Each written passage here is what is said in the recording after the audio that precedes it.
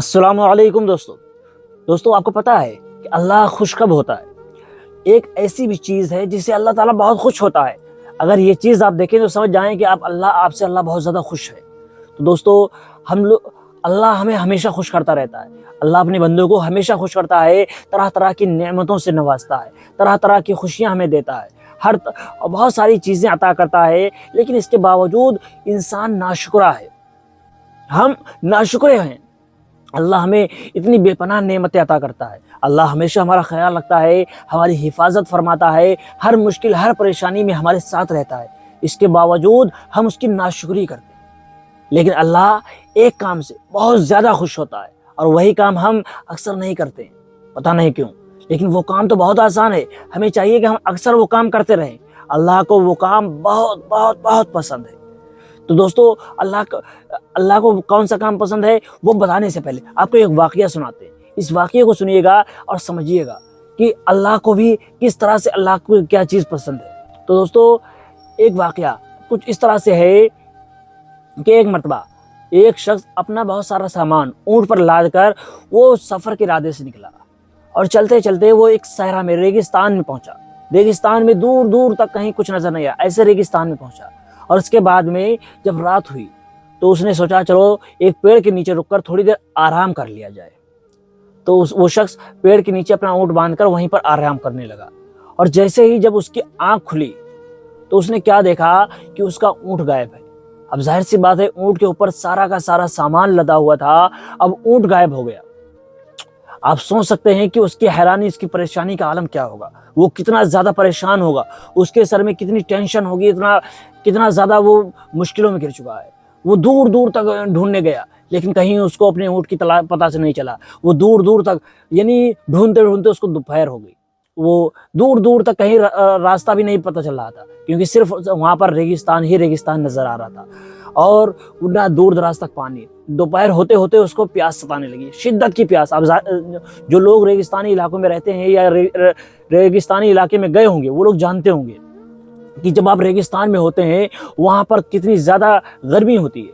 وہاں پر جب گرمی ہوتی ہے تو ظاہر سی بات گرمی ہے تو پیاس کی شدت بھی بہت زیادہ ہوتی ہے، اور پھر ایسے میں وہ دور دور تک پانی کی تلاش کرنے لگا۔ اب اونٹ کو بھی بھول گیا، وہ اونٹ بھی تلاش کر رہا ہے، پانی بھی تلاش کر رہا ہے کہ اس کو پانی ہی مل جائے۔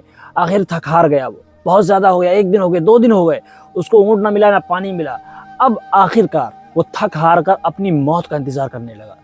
جب اس کی بھوک سے نڈال ہونے لگا، نہ پانی ہے، نہ کھانا ہے، نہ کچھ بھی نہیں ہے، اب اس نے ہار مان لی۔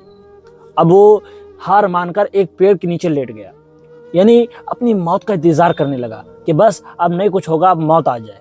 تو موت کا انتظار کرتے ہوئے اسے نیند آ گئی، اور جیسے ہی اس کی نیند آئی اس کے بعد میں جب آنکھ کھلی تو کیا دیکھتا ہے، اس کا اونٹ میں ساز و سامان کی جو اس کا سامان اونٹ پر لدا ہوا تھا اس کا اونٹ اس کے سامنے حاضر ہے۔ دوستو اب ذرا سوچئے کہ اس شخص کو کتنی زیادہ خوشی ہوئی ہوگی، یعنی کچھ دیر پہلے جو اپنی موت کا انتظار کر رہا تھا اب اونٹ دیکھ کر اس کی جان میں جان آ گئی ہوگی، یعنی اس کو اپنی زندگی نظر آ گئی ہوگی۔ تو سوچئے وہ کتنا خوش ہوگا، کتنا زیادہ خوش ہوا ہوگا۔ دوستو ایسے ہی جب ہم اس کام کو کرتے ہیں تو اللہ ایسے ہی خوش ہوتا، اللہ بھی ہم سے بہت زیادہ خوش ہوتا۔ لیکن دوستو اب آتی ہے وہ بات، وہ الفاظ جس سے اللہ تعالیٰ خوش ہوتا ہے۔ تو وہ الفاظ، وہ کام ایسا ہے، وہ توبہ استغفار ہے۔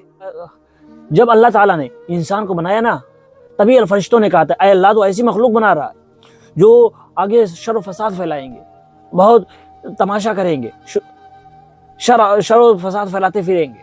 تو اللہ نے کہا تھا یہ میری عبادت بھی کریں گے، مجھ سے استغفار بھی کریں گے۔